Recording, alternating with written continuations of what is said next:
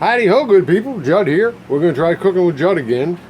Actually, what we're trying again is this. Chocolate chip cookies, gluten-free. And this is attempt number 3.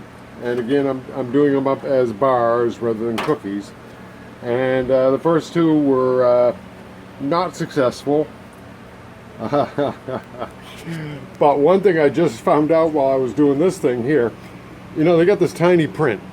Now, I know you young people out there think that's fine print, perfectly legible, but when you get old, things don't work so good. So I'm reading this thing, and it says one stick of butter, and it says softened or melted. But I read it again today, and it doesn't say softened or melted. It says softened, not melted. So I'd already melted the butter, so I refroze it. I hadn't completely melted it. It was pretty much melted. I mixed it up, and it was like, So I refroze it. So I'm hoping that works as softened now. So I put it in a softened. So anyways, we're having another go at it. There's the mix. There's the oven. There's the tray. And we'll see what happens on the other side. Wish me luck, please. Okay, just on instinct, I have mounded this up in the middle, because that's sort of how you do it when you make cookies, right? And then it spreads. So I'm hoping maybe that'll help. And I put it in for 13 minutes. I'm going to check it then and see what it looks like. It says on the box to do it 11 to 13 minutes, but I'm doing one big glob. I'm thinking I'm going to do twice 13 minutes, but I want to flip it around. The oven is uneven. You know, the back cooks more than the front. So at 13 minutes, I'm going to check it. And if it looks like it needs more cooking, flip it around and put it back in for another 10, 13, whatever. Oh, God. Okay, 13 minutes. And you can see this is still shaky dough.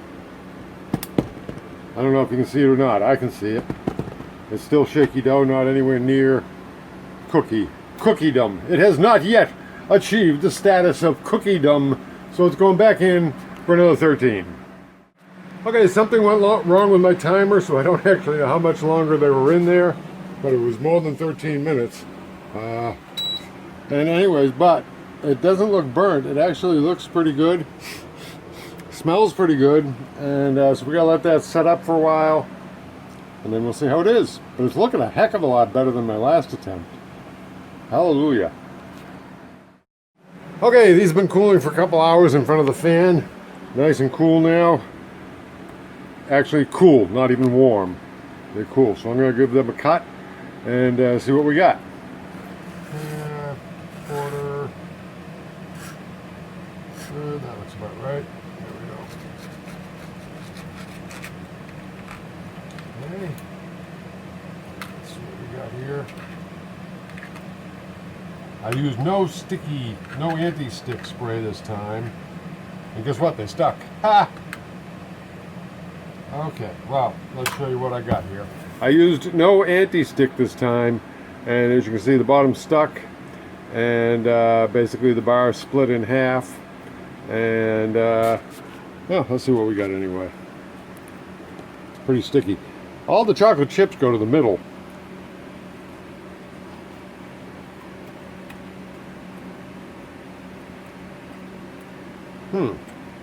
Chewy, tasty. No bad taste. I had bad taste on the last 2 batches.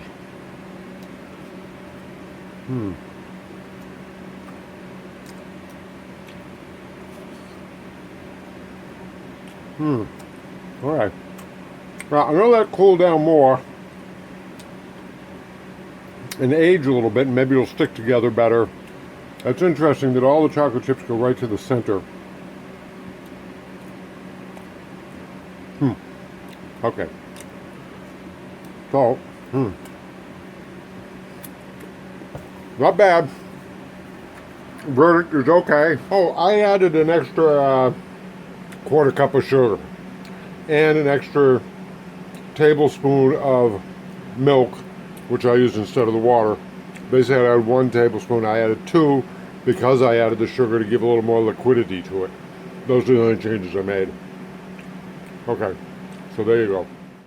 I would just like to add one thing. I would say that doing it this way, it'd be better if you could separate out all the chips let it cook for a little bit, and then put them in on the top. So they have a better chance of not forming a solid chocolate layer through the whole thing. The bottom of this thing was, I went back and had the bottom of it, and it's still really gooey, like in not fully cooked. It's still quite edible, but then people eat raw cookie dough, don't they? So yeah, probably better to do this, probably better to make them by scratch and then cook it up halfway and then add your chocolate chips on the top of it and then finish it off. And you probably want to cook a little longer to get that bottom part. Isn't it weird that the bottom didn't get fully cooked? Maybe the bottom of my oven cooks less than the top. Oh, of course it had the pan under it. Yeah, it had the pan under it. Okay, well, you experts out there, tell me what you think. It was a white coated pan, aluminum pan, white with a white coat on it on the outside. White reflects heat, doesn't it? That's kind of stupid. Okay, well, there you go. Okay, you know what I'm gonna do? I'm heating the oven up again. I'm gonna flip this upside down. I can't get this out of here. If I could get this out of here, I'd flip this thing, but I can't. It's stuck to the tray real good.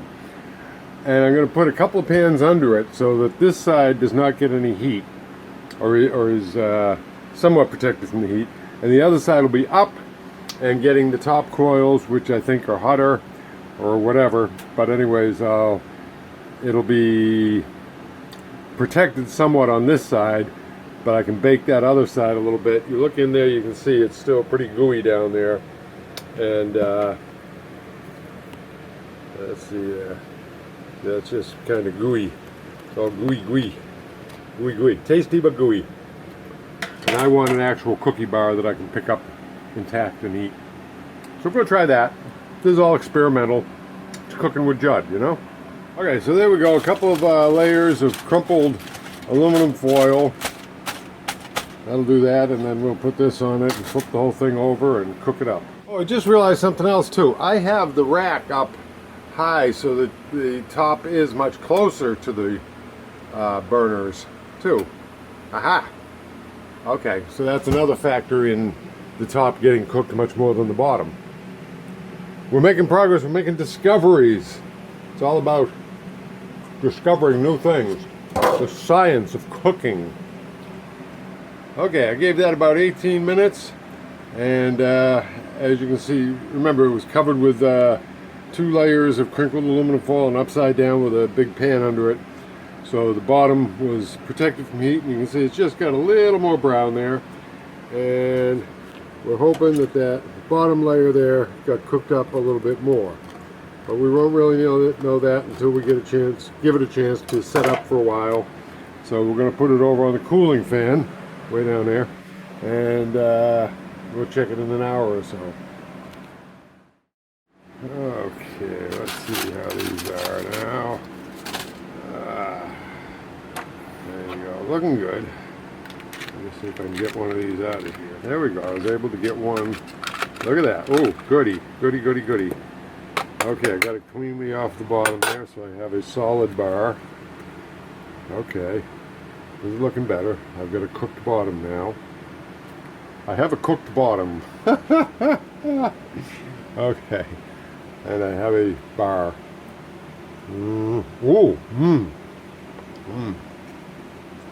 Aha! I've done it. There you go. This is good. Okay. There we go. So I should put it down a rack in the oven so the top and bottom get more even heat, and but that worked. But I still think the idea of putting the chips in later to prevent that solid chocolate layer would be a good idea. So there you go. I'll leave you at that. Happy day to you. Bye bye.